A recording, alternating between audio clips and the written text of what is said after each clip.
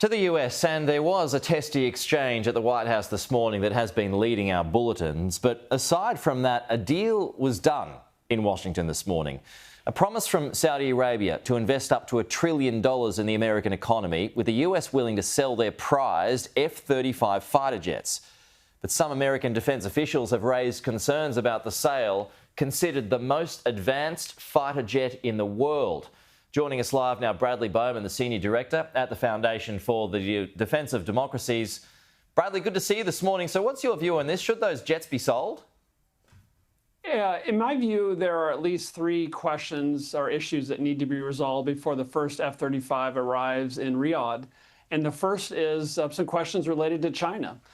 Your viewers will know that China represents the leading adversary of the United States and is preparing its military forces for a potential war with the U.S. in the Pacific. And yet we have Saudi Arabia, who undoubtedly is a valuable security partner for Washington and is working with us to develop a regional security architecture that has at times had a troubling relationship with China. In fact, we saw a Saudi-Chinese naval exercise just last month. That's not exactly a good look for a country that wants America's most advanced fighter.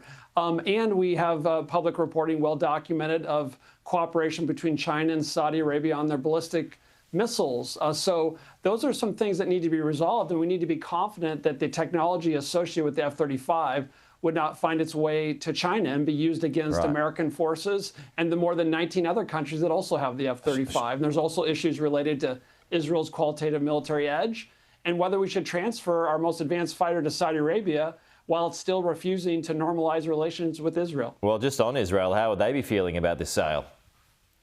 I think Israel is more concerned about the transfer of the F-35 to Turkey, but there are also some concerns related to Saudi Arabia, namely Israel maintaining its qualitative military edge, and maybe that this is an example of the president giving up leverage. I mean, he has leverage with the F-35 to encourage Riyadh to normalize relations, and if you say you're going to sell it with no conditions, then it might be undercutting the president's own position. What's the appeal for the Americans in shifting the F-35s then?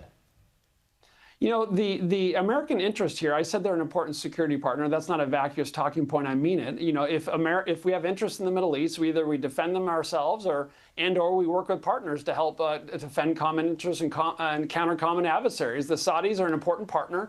We want to build a regional security architecture with them focused on air and missile defense and intelligence, surveillance, reconnaissance, and maritime security.